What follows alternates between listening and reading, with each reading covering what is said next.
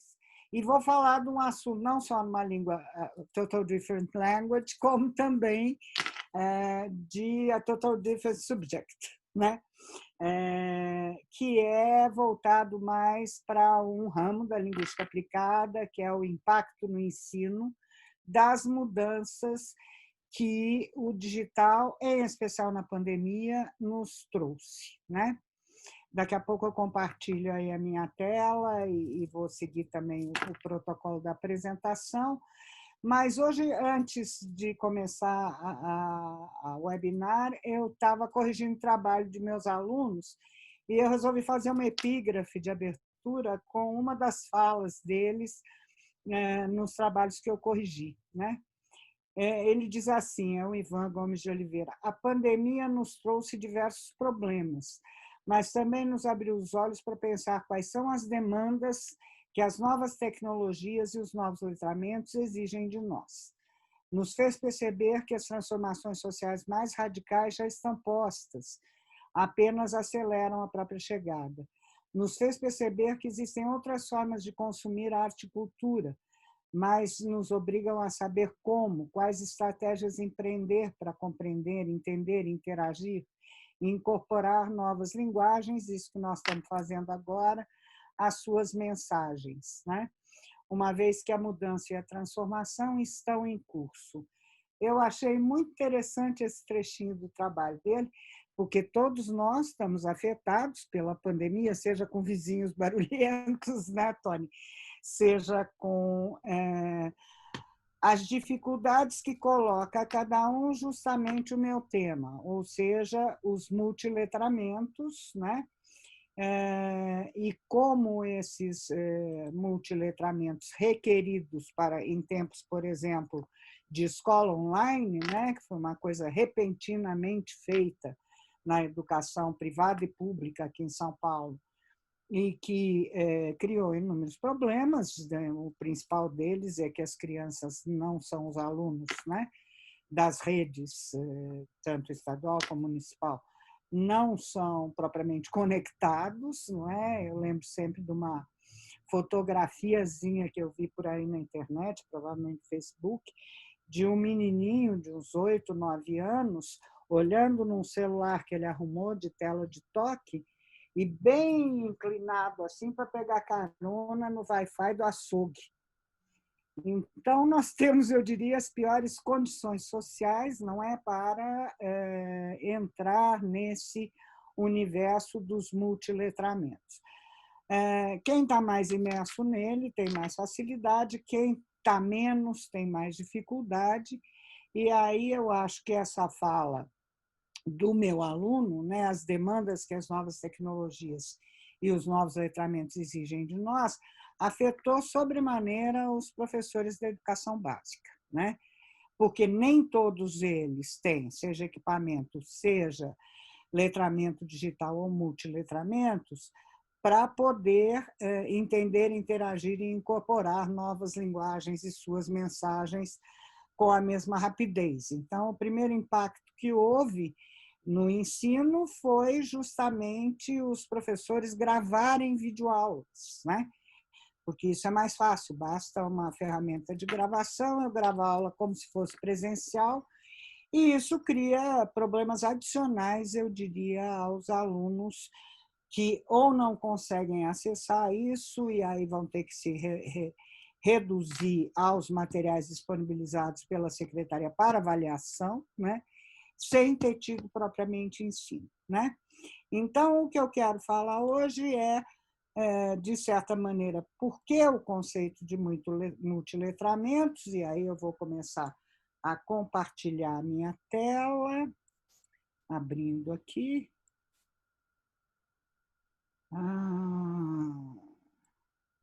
Ele abriu uma compartilhar tela, está aqui. Permitir que o Zoom, vocês estão vendo aí, Tony, a tela? Não, Shuri, não está aparecendo. Uai. Você está com Mandei ele duas telas? compartilhar. Não, tá, peraí. Onde é que nós estamos? No Zoom aqui, né? Pois é. E aí aparece só Zoom para mim. Deixa eu tentar voltar para trás para ver se... Tá. Permitir iniciar reunião. Está perguntando se eu tenho o Zoom instalado. Voltei para a reunião. Não, mas você já está na reunião. Saiu.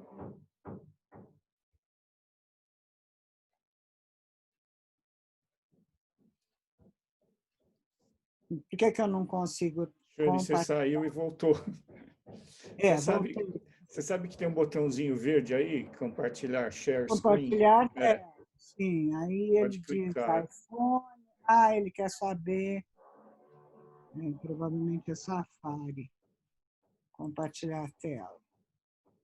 Aí aparece um monte de telinhas, você clica nessa que você quer. Pede para abrir preferência do sistema.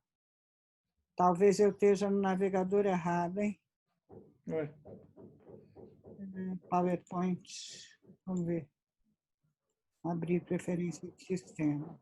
Foi? Não. não. Bom, então eu vou falar pelo meu PowerPoint sem compartilhar com vocês. I'm sorry, vai ficar no blá blá blá mesmo, tá? Eu queria passar 2 videozinhos, vou pular, né, a respeito do primeiro autor que eu acho que trabalhou sobre as mudanças nos letramentos, que é um autor clássico da questão do livro e da leitura, né, que é o Chartier, né, o Roger Chartier. Ele tem um artigo que está publicado lá no Cielo, que chama do Códice ao Monitor, quer dizer, do livro que os padres manuscritamente faziam logo após o rolo, a trajetória do escrito, né? Então, qual é a evolução da escrita? Essa discussão que ele faz, que é muito interessante, do códice ao monitor, né? E ele está escrevendo isso em 1994, então não é o monitor do qual a gente trata hoje, né? Que é um monitor multimídia, hipermediático e que abrange todas as linguagens. Ainda era um monitor absolutamente de texto escrito, né?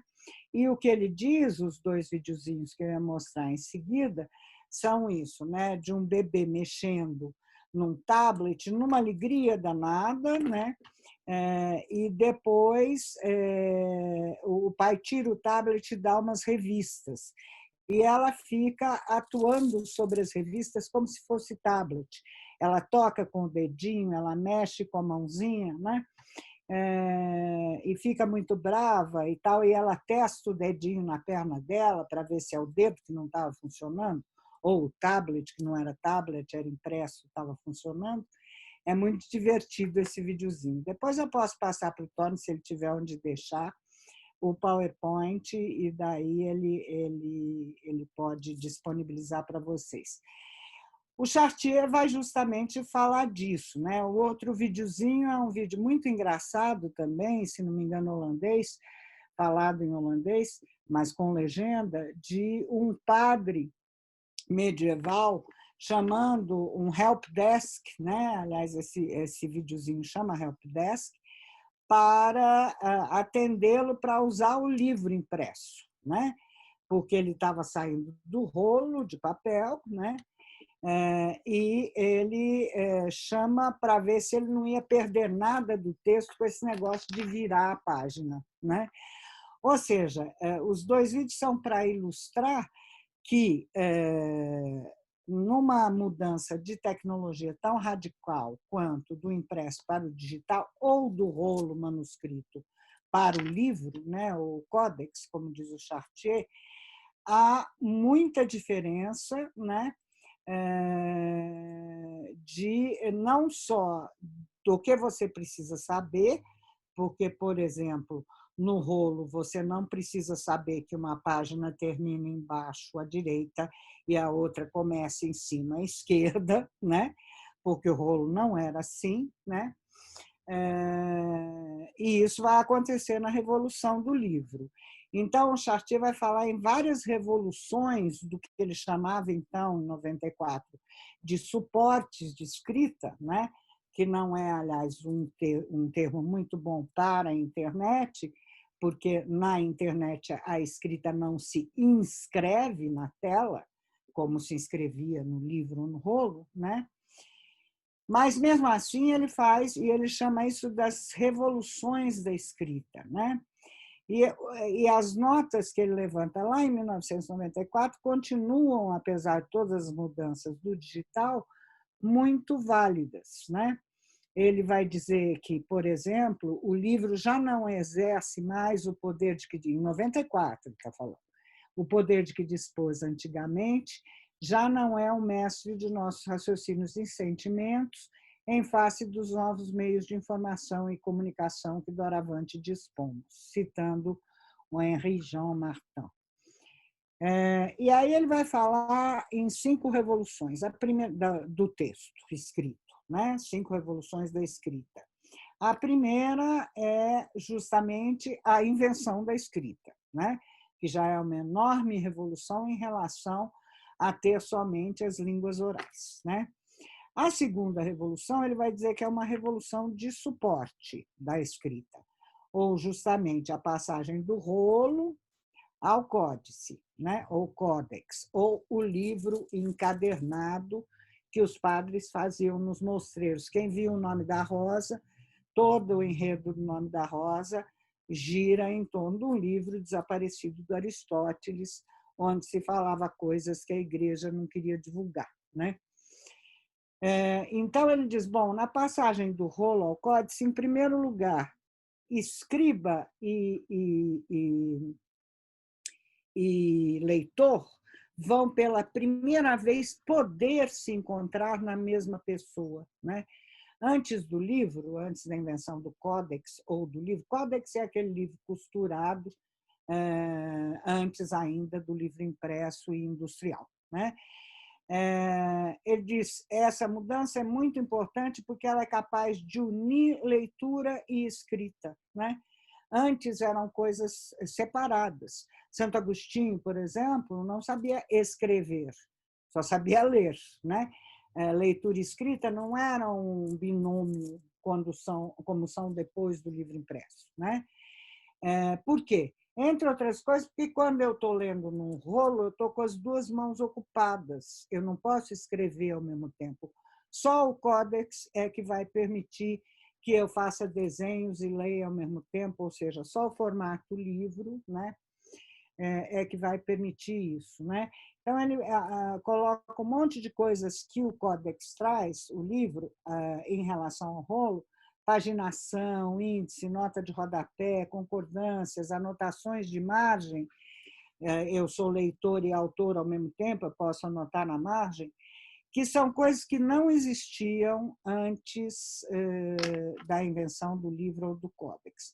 Então, a segunda revolução é essa união entre leitura e escrita na mesma pessoa, e a mesma pessoa não ser o lector ou escriba, mas ser leitor e produtor de texto ao mesmo tempo, né? Isso é uma grande revolução, concordo com ele.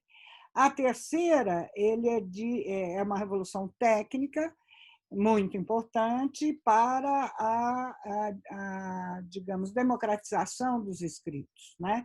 Que é a invenção da imprensa pelo Gutenberg no século XV e XVI. E daí, com isso, a invenção do livro, que é uma evolução do códex. O livro segue a mesma lógica do códex, só que ele é industrializado, ele é reprodutível, né? Ele é objeto de reprodutibilidade técnica. E aí ele diz, bom, isso não muda, é uma revolução, porque não muda somente o suporte, né? Muda de um modelo monástico, ou seja, de uma escrita guardada, é disso que fala o Nome da Rosa, né? Guardada e censurada pela igreja, não distribuída democraticamente pelos monastérios, para um modelo não mais monástico, mas escolástico, ou seja, quem passa a se apropriar da escrita são as universidades e são as escolas, mais tarde, né? Então, se passa de uma leitura intensiva, muito local, só na igreja, para uma leitura democrática e mais extensiva, né? Essa é a terceira revolução. A quarta ou quinta revolução, e ele já menciona isso em 94, é do livro à tela, do computador, né? O texto digital, né? Por que ele acha que isso ainda é uma revolução? Ele diz o seguinte: o leitor pode submeter o texto a múltiplas operações, pode indexá-lo, colocar observações, copiá-lo, desmembrá-lo, recompô-lo na tela. O nosso famoso corta e cola, que no começo as escolas tratavam como um defeito e não como um procedimento comum de escrita no computador, né? Deslocá-lo, mas ainda pode se tornar seu coautor, né? O que alguns autores de tecnologia como Brans vão chamar de uma maneira muito feia, na minha opinião, de produsuário, né? Ou seja, aquele produtor que também é usuário, que também é leitor, ou seja, leitura e escrita se fundem ao mesmo tempo num único objeto, né? E que eu prefiro chamar de lautor, porque eu acho produsuário muito feio, parece protozoário, estou fora. Então, é um leitor que é autor ao mesmo tempo. Eu leio para escrever e escrevo para ler na mesma tela. Eu não sei vocês, mas eu coloco primeiro as citações que eu vou usar no meu texto e depois vou fazendo a costura dessas citações com a minha voz autoral, não é? Então, ele diz: leitura e escrita se fazem ao mesmo tempo, na mesma superfície, não em tempos separados. Eu me lembro muito bem de eu lendo, grifando, fichando, para depois ir escrever o doutorado, né? Isso é muito depois de 94, inclusive. E ele diz: finalmente, a biblioteca de Babel, sem muros e sem lugar, eu digo eu, não ele, que está, então, aonde? Nas nuvens, né? Nos diversos HDs em que eu posso encontrar as coisas que me interessam, né? É uma violência praticada sobre os textos, né, impressos, e é preciso, então, redefinirmos, né, nessa situação de mudança tão radical do manejo do texto, noções jurídicas como de propriedade literária, direitos autorais, copyright, né, coisa que o Commons Creative fez já há muito tempo, né, mas depois do que ele estava escrevendo, regulamentares, biblioteconômicas, como de catalogação, classificação, que foram pensadas e construídas com relação a outra modalidade de produção, conservação e comunicação do escrito, né? Então, ele caracteriza isso como a quinta revolução, a revolução do livro ao digital. Portanto, o digital não nos traz poucas mudanças, embora a gente tenha, aos poucos, se acostumado com ele, né? Um outro autor, Lemke, que é outro autor que eu gosto muito, também lá ainda em 1998, né, num texto que foi traduzido em 2010 e está no trabalho de linguística aplicada, e no Cielo também, por isso mesmo, vai falar dessas múltiplas fases da evolução do digital, né? No começo, no meu primeiro computador, lá nos idos de 90, né, o máximo que você podia fazer com ele era, de certa maneira, eu inventei o computador na minha casa fazendo doutorado. Era fazer o quê? Era jogar, meus meninos jogavam um ping-ponguinho, bolinha branca na tela verde, para cá e para lá a bolinha, né? E você conseguia digitar, se você tivesse algum teclado conectado a ele. Quando eu descobri isso, eu falei: será que se eu ligar isso na minha máquina elétrica, ela bate? E aí eu liguei, né, por meio de fio, e ela bateu uma linha. Então, aí eu só tinha, em vez de que redatilografar tudo, eu só tinha que apertar o Enter na máquina elétrica. De certa maneira, eu inventei o computador tal qual a gente conhece hoje lá na minha casa. Meus filhos ficaram muito bravos, porque eles perderam o joguinho do computador, né? Então, ele vai dizer que, num primeiro momento, o Lemke daí vai dizer que o computador foi multimídia. O máximo que ele conseguia fazer, num primeiro momento mesmo, era escrita só, né? Depois, quando as outras mídias passam a poder ser incorporadas, era botar lado a lado uma mídia e outra. Fazer um programa que definia espaços, né, para imagens, escrita, não sei o quê, né? Isso ele vai chamar de multimídia. Por quê? Porque ele é digital. Justamente digital quer dizer isso. Para o computador, na sua língua, ele lida com dígitos, né? Com programações. Para ele, se o pixel vai aparecer na tela como parte de uma imagem em movimento, de uma imagem estática, como um som ou como uma letra, que, aliás, também é imagem, pouco se lhe dá, né? Mas isso, num primeiro momento, era feito em espaços separados. Quem lembra dos primeiros portais jornalísticos na internet sabe muito bem disso, né? Que havia uma ocupação de página, um design de layout onde os espaços são separados. Isso é o multimídia. A grande invenção foi quando se inventou o link, onde eu passei a poder linkar um texto com outro ou linkar uma imagem num texto, né? E eu lembro que nesse texto de 98, de uma maneira muito engraçadinha, diz assim: quando a gente tiver bastante HD, né? Tipo assim, uns 10 mega, imagina, hoje em dia a gente tem 1 tera de HD, né?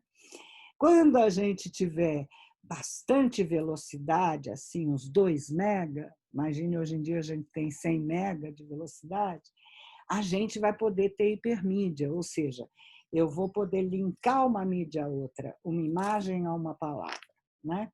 E isso se realizou, acho que mais rápido do que ele pensou, né? E ele diz que o computador pode fazer isso justamente porque ele é uma metamídia, ou seja, uma mídia que não é só que inclui em si todas as outras. Inclui em si todas as outras porque, para ele está vendo todas as outras como pela linguagem de computação. Ele fala uma outra língua. É o que eu acabei de dizer. Para ele, tanto faz onde ele vai botar o pixel, né? Se é um pixel de imagem estática de uma foto ou se é um pixel de escrita. Isso não lhe interessa, né? E aí, ainda o Lemke, ele propõe 2 maneiras nesse texto de dividir as linguagens, né? Ele chama de linguagens que são tipológicas, como a língua. A língua tem uma série de categorias ou de tipos gramaticais, né? Que a morfologia classifica e que se combinam numa sintaxe, né? Sintagmas e paradigmas. E os sintagmas são conjuntos de tipos de elementos, né? E uma categoria que é topológica, né? Ou certas linguagens que são topológicas, como a imagem, sobretudo a imagem estática. Numa fotografia, eu não vou analisar como eu analiso num escrito, a significação pelos sintagmas e paradigmas, né? Pelas listas de palavras e sua combinação. Eu vou analisar pela topologia que a imagem ocupa num quadro ou numa fotografia. Ou seja, vai ser preto e branco ou colorido, mais preto e branco, mais bem resolvido em termos de visibilidade, menos bem resolvido. O topológico é sempre mais ou menos, mais ao alto, mais abaixo, quer dizer, ele é localizado, né? Essa distinção entre as linguagens, porque, veja, quase tudo é tipológico, né? Quando a imagem migra para o cinema, a imagem estática vira fotograma e migra para o cinema, de novo eu tenho uma sintaxe. Portanto, de novo eu tenho uma organização tipológica na montagem. Mas cada fragmento ou cada frame de um vídeo, ele é topológico. Eu vou dizer mais colorido, menos colorido, mais claro, mais escuro, etc. São contribuições, eu acho, inestimáveis para entender o funcionamento das linguagens no digital, né? E, por fim, a última pessoa que eu uso bastante nesse meu último livro com Edu de 2019 é a Santaella, num texto pequenininho que ela tem, que saiu numa revista pequena chamada Revista Famecos, né? Em que ela vai estar analisando os 3 paradigmas ou modos da imagem estática, ou seja, pintura e fotografia, né?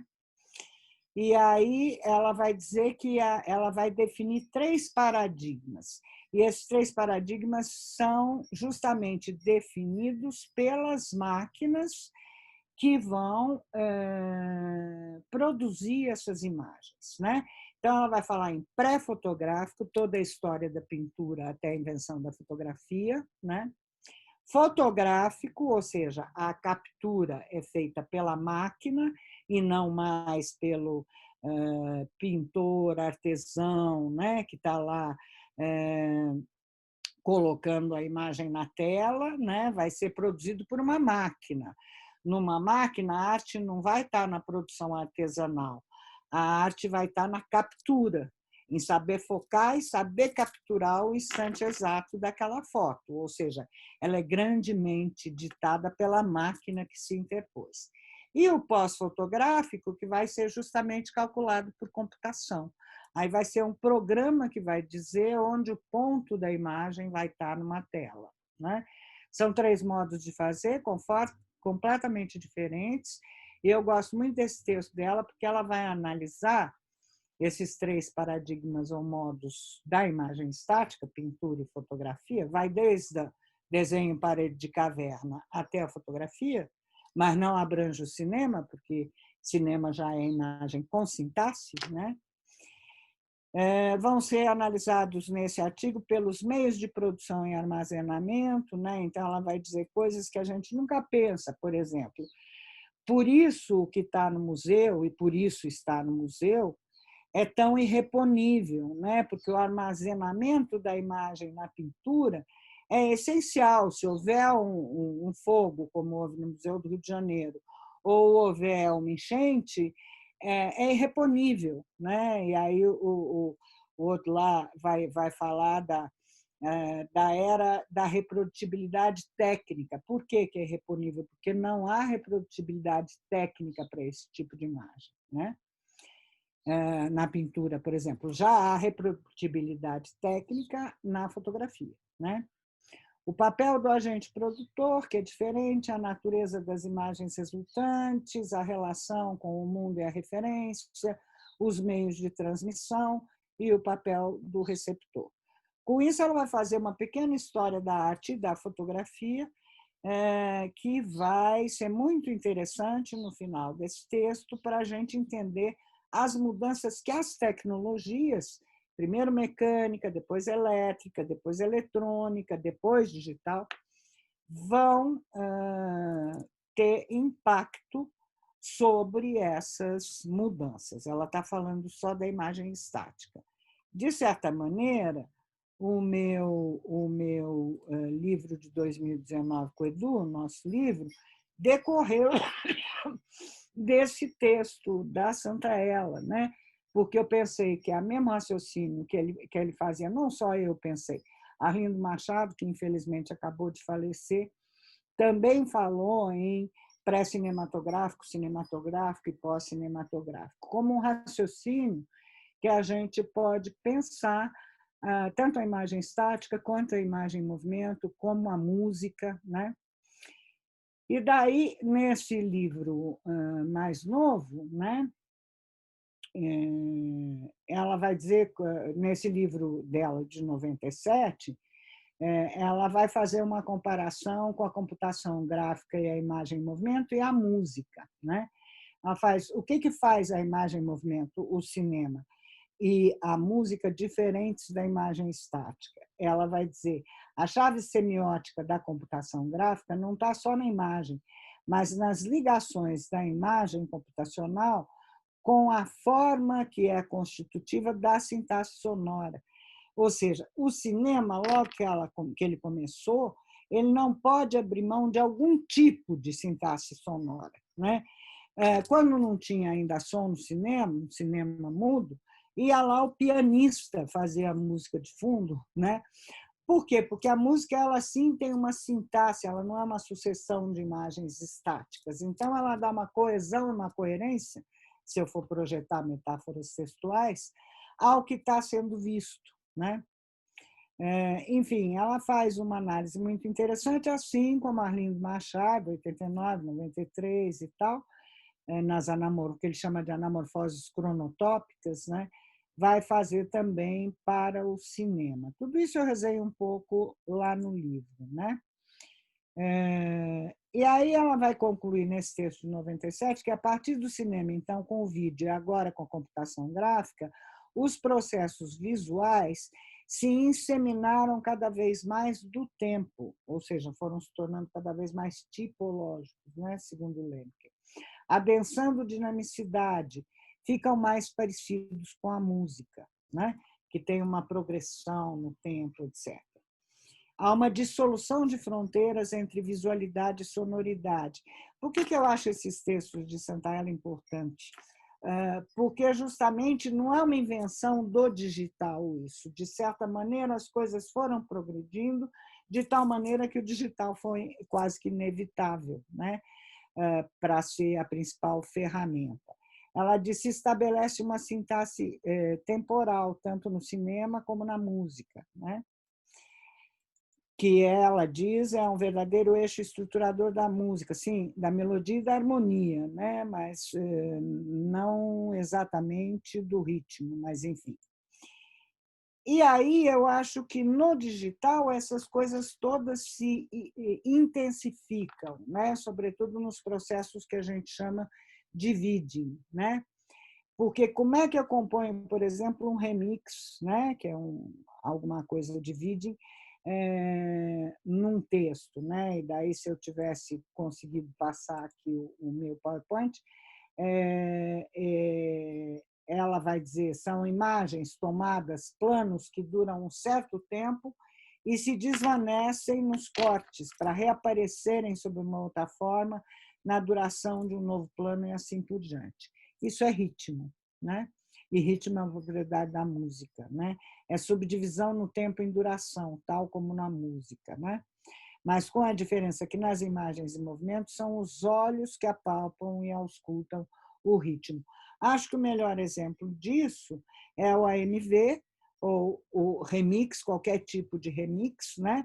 Em que eu coloco uma música em geral que tem a ver com o significado que eu quero montar com a AMV e faço os cortes. A AMV é um gênero que resulta da comunidade de fãs de animes, que são aqueles desenhos animados japoneses, que são fãs de uma série e que escolhem uma música para recortar os desenhos animados daquela série e remontar uma nova história de acordo com a letra da música. Isso é um AMV, né?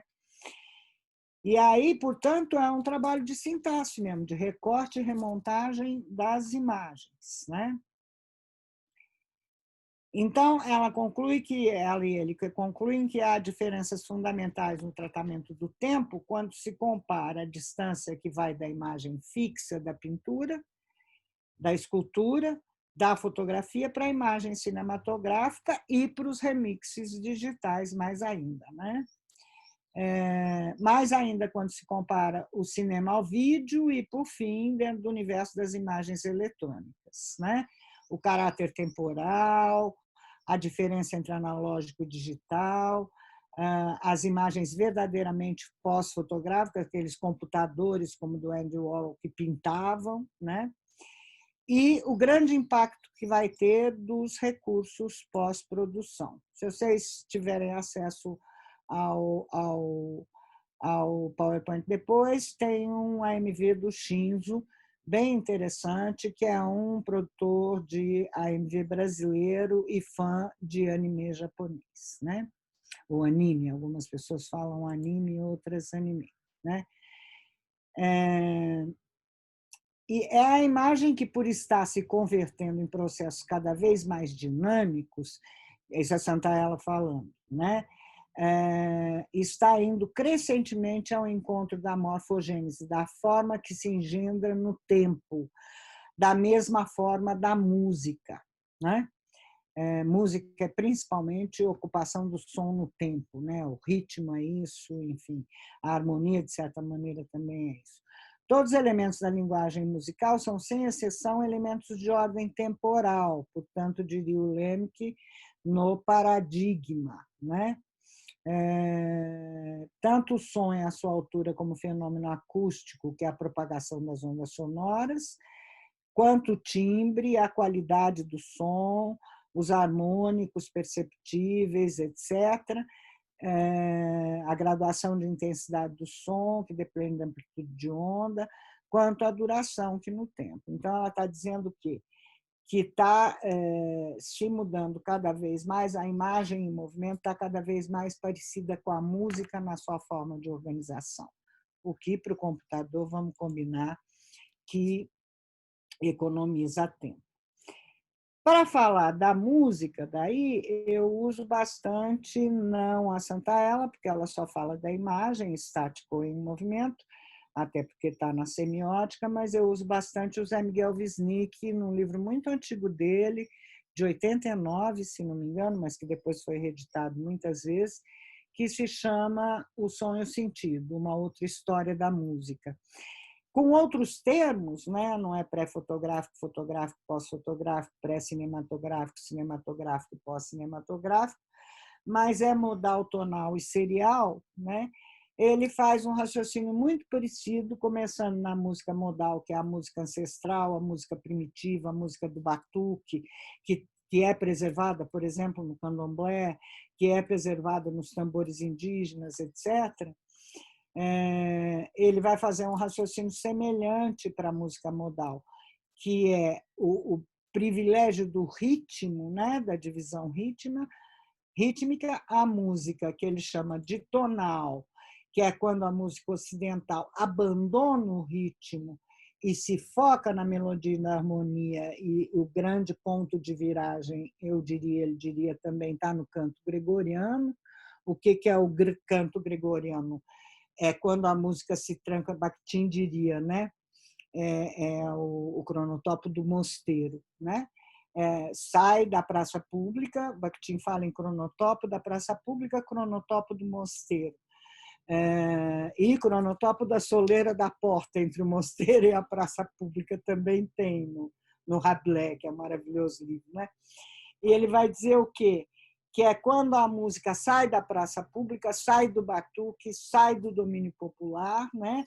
Que é o mais primitivo, e é trancado na igreja e higienizado. Some o batuque, sobra melodia, harmonia, num canto fechado numa igreja que depende de grandes ecos, etc. O canto gregoriano é típico disso, e para o Wisnik marca a mudança histórica do o que ele chama de modal, que é o batuque, para o tonal, né?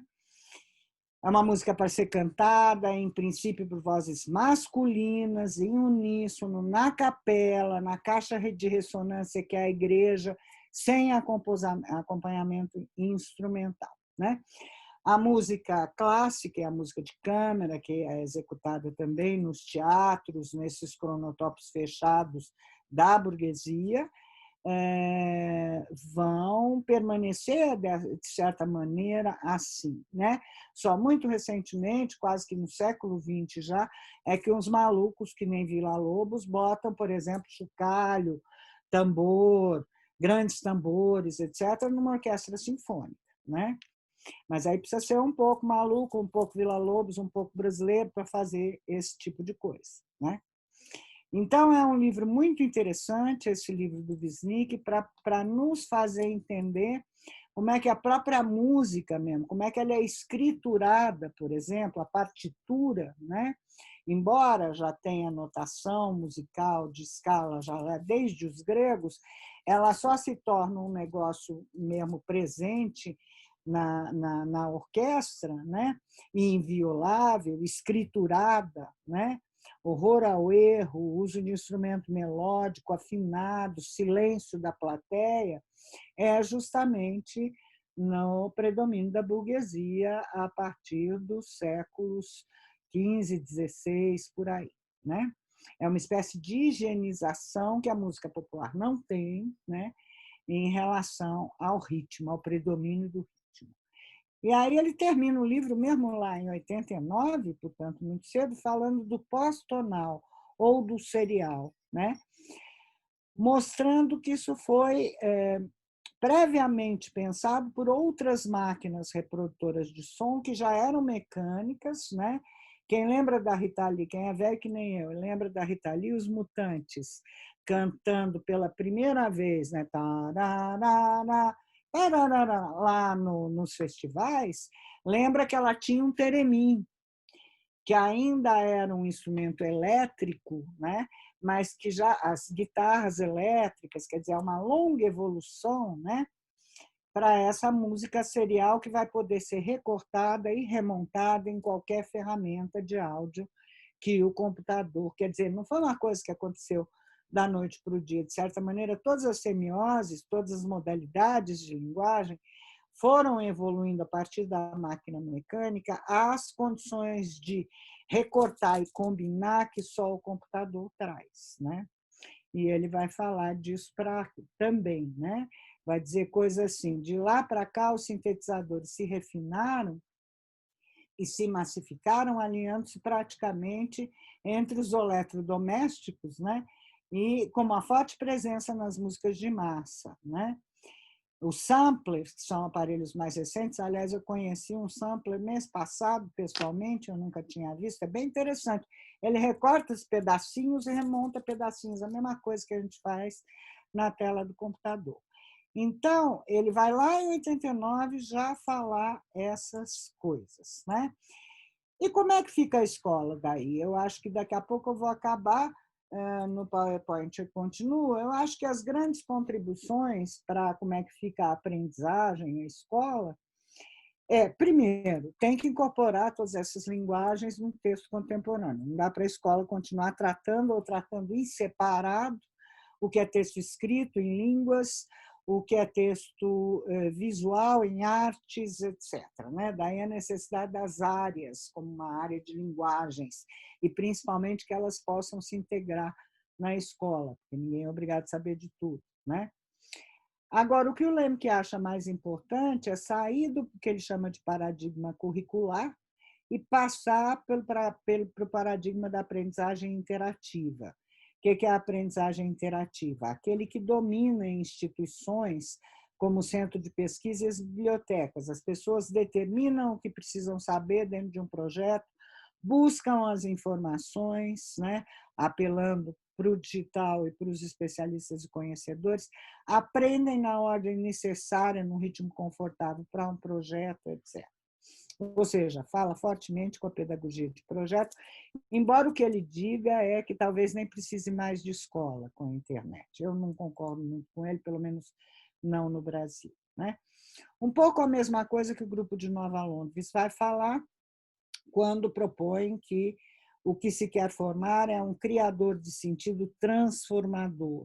Quando eles fazem aquele quadradinho da pedagogia dos multiletramentos, eles vão dizer que é um usuário funcional que tem competência técnica e prática, ou seja, eu preciso dominar o uso do computador, mas mais que isso, eu tenho que ser analista crítico das coisas que estão no computador, perceber a ideologia que está por trás, aí Bakhtin nos ajuda bastante, de tudo que é produzido, para poder ser um criador de sentido, ou seja, conseguir montar coisas nas diversas linguagens da internet, mas não basta ser um criador de sentido para eles, é preciso ser também um transformador, que usa de novos modos aquilo que foi aprendido. Isso é dos Scopie-Calantes. E eu acho que eu vou parando por aqui, embora eu tivesse mais slide aqui, mas era só um ou dois, na verdade. Assim, só para terminar, então, tem 1 minuto, eu acho que uma autora que trata é a Aida Puc, dessas questões do impacto na escola, defendendo um web currículo, ou seja, um currículo que se baseie nas aprendizagens viáveis no digital, na web, é a Beth Almeida. E ela vai dizer que já passou da hora do digital estar presente na escola, com internet, mediado pela internet, não se trata só de informatizar o ensino, botar a máquina lá e conexão, que já passou da hora também, muito que passou da hora de ter isso nas escolas.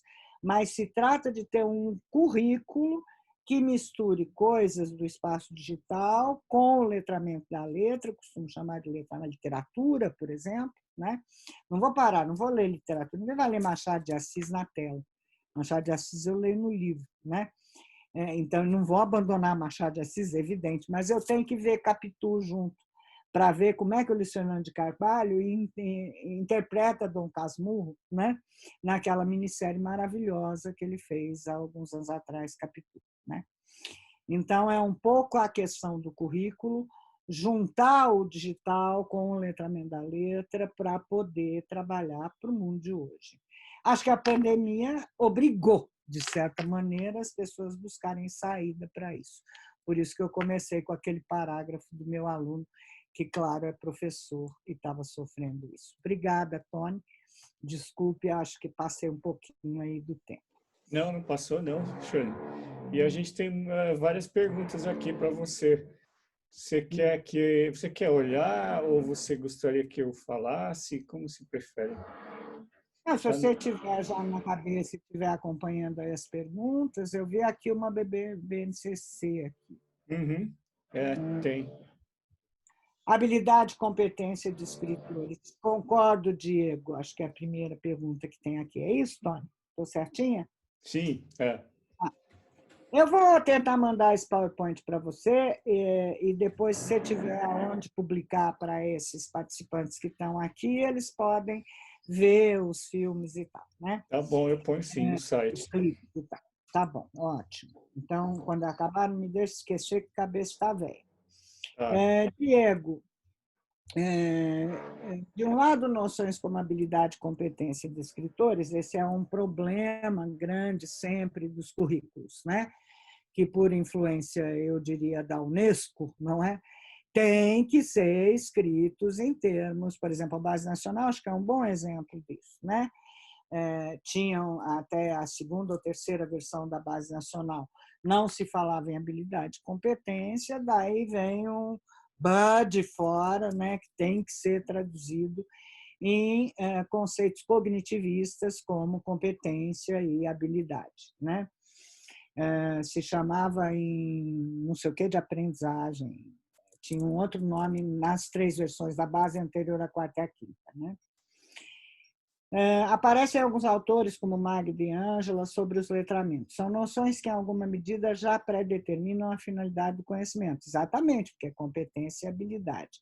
Não concordo muito em relação a Angela Kleiman, o conceito de letramento da Angela Kleiman, porque aí é o Smith, é Smith? Não, aquele que morreu aqui, que morou no Brasil um tempinho no final.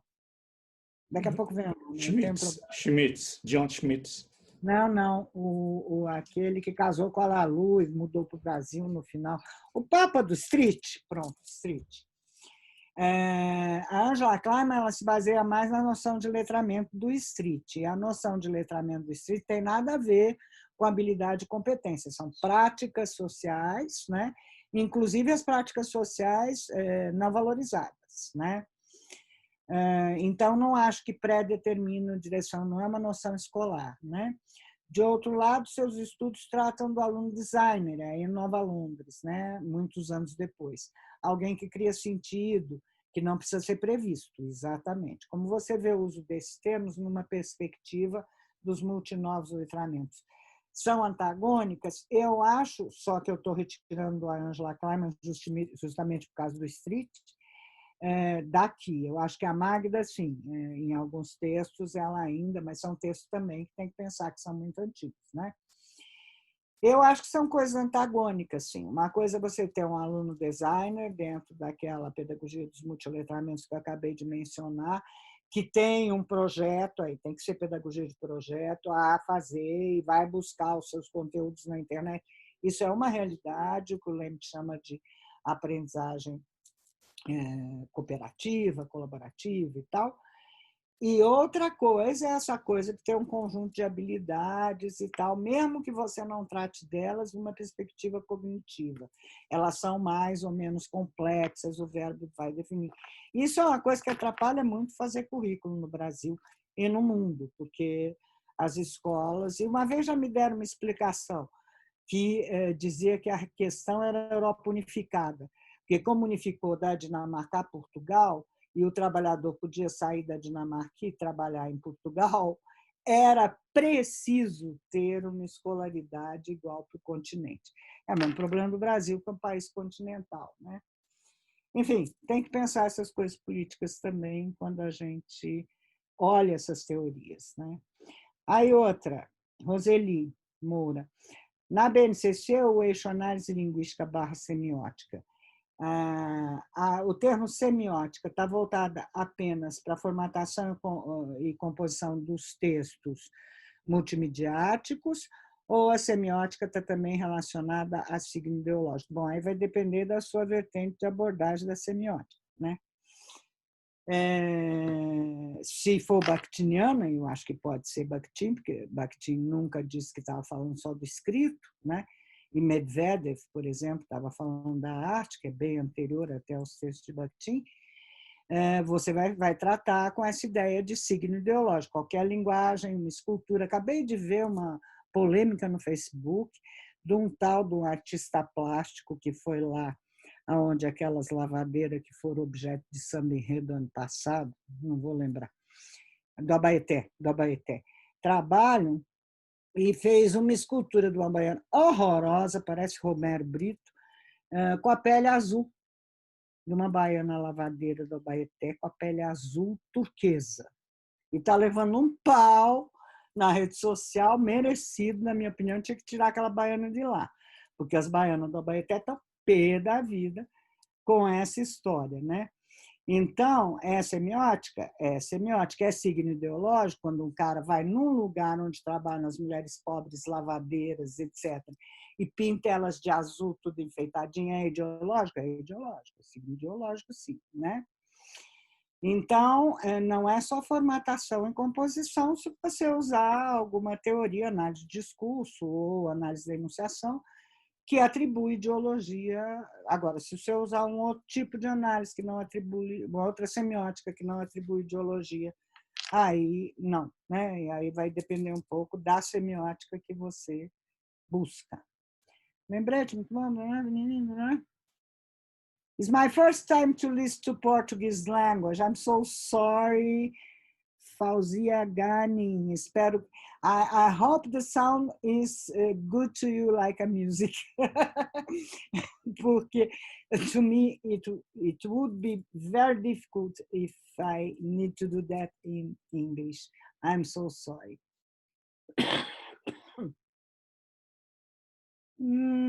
Parabéns, obrigado. Acho que é isso. Brian Street, o povo me ajudando aqui. Uma pergunta para você, Tony, depois você responde, uma última para mim. Eles querem saber se vai ter certificado para os participantes da live aí do webinar. Sim, os certificados serão enviados, pessoal. Aí, assim, sua fala e obra coescrita com Moura, de 2019, sugere que para tratar das multissemioses não bastam Gunter Kress e o design multimodal no grupo de Nova Londres. Eu acho que não basta mesmo. Eu não iria aprender sobre música, aliás, eles não falam nada sobre música, para um país como o Brasil é muito difícil não falar de música, né? Nem um nem outro, né? Nem o grupo de Nova Londres, né? Eles são bastante limitados. Não que a gramática que eles estejam baseados seja limitada, que é a gramática do Helvey, né? Acho que não, poderia se pensar assim. Mas eles não falam nada sobre isso. E aí, como é que eu vou falar de multimodalidade, ignorando a música, o gesto, o teatro, a performance, né? Eles estão muito presos à imagem estática. Eu conheci o Kress pessoalmente, infelizmente também falecido, a gente anda perdendo muita gente boa, e me lembro dele lá em Genebra falando sobre o corpus de análise dele, que era jornal impresso e livro didático, quer dizer, basicamente está pensando em imagem estática. Dá para transpor isso para o digital? Acho dificilmente, na minha opinião. Por isso eu fui atrás de semióticas, né? E de caras que falam de música, de caras que falam de pintura, de caras que falam, enfim, chamei os universitários, né? Vamos dizer assim.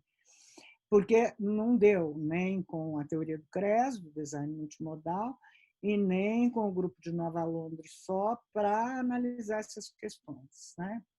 Eu acho que precisa, sim, é isso mesmo que eu estou falando, né?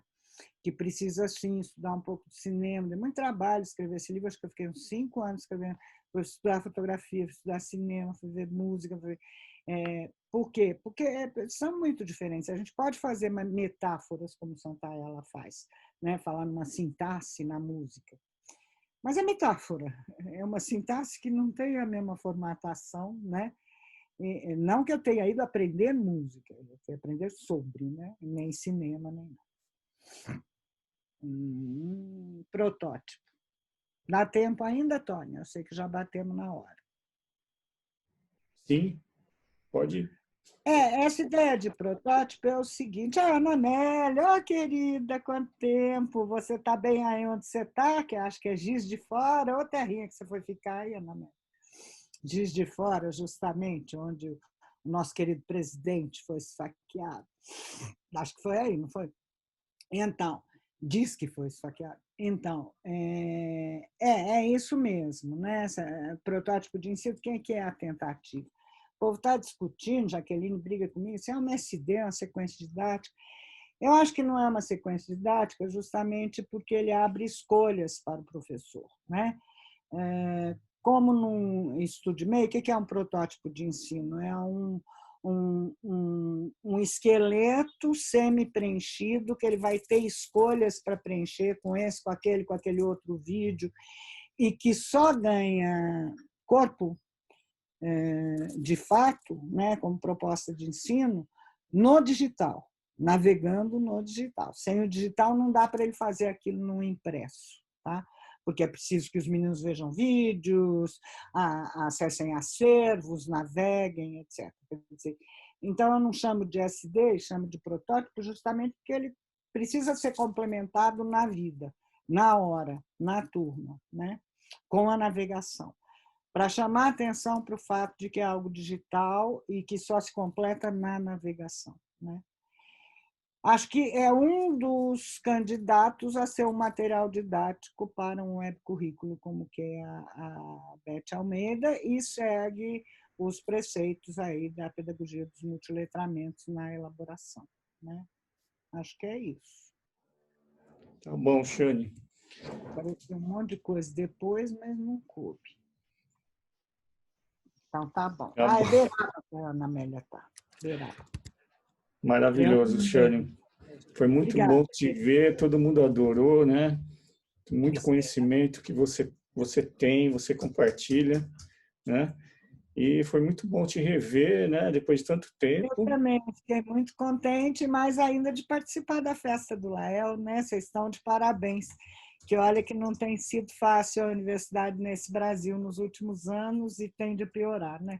Mas sem querer desanimar ninguém, vocês estão de parabéns pela manutenção da riqueza que é o Lael. Obrigado por ter vindo, viu, Shane? Obrigado. E eu quero agradecer também a audiência, o pessoal que esteve aqui, que está aqui, né? Obrigado por terem vindo, ficado com a gente. Eu quero lembrar que esta quinta-feira, depois de amanhã, nós temos mais Lael Webinars. Nós vamos ter o André Anini, da Universidade de Manchester, que ele vai falar sobre Jack the Ripper, ou seja, é uma palestra sobre... Oba, adorei. Acho que eu vou ver. Sobre individualidade linguística. E teremos também a Simone Sarmento, no mesmo dia, da Universidade Federal do Rio Grande do Sul, que vai falar sobre o Bolso Corpus, ou Corpus Naro, que é uma análise do discurso do presidente Bolsonaro. Então, tudo isso esta Desculpa, colega, mas... Pois é. Então, tudo isso aqui quinta-feira, pessoal. Também a gente está no facebook.com/lael.webinars. Os vídeos estão todos lá e também os vídeos estão no YouTube, no canal do Lael Webinars. Tá. Os certificados estão chegando aí para vocês em alguns dias, tá bom? E ajude a gente a fazer chegar os nossos webinars a mais pessoas. Espero que vocês tenham gostado de hoje. Tá, e eu estou mandando então para o seu e-mail o PowerPoint que o povo está pedindo aqui. Você põe lá na página do Lael, não é isso? Isso, eu ponho lá na página dos webinars. Agradeço desde já, Shane, pelos seus slides. Obrigado vocês. Foi um prazer estar com você. Tony, beijo em todo mundo aí. Todo mundo Roseli. manda lembranças. Zuleika disse que não estava no Lael ainda quando você estava e que ela Eu já queria te estou mandar. fumando. Uma das vantagens é essa, ninguém pode reclamar comigo que eu estou fumando em casa. Então tá, com os abraços de todos nós do Lael, a gente se despede. Xane, muito obrigado, viu? Beijo todo mundo. Obrigada, querido. Tá. Tchau. Tchau, tchau. Tchau, pessoal. Até a próxima. Até quinta, hein? Estamos aí, mais uma vez. Até lá.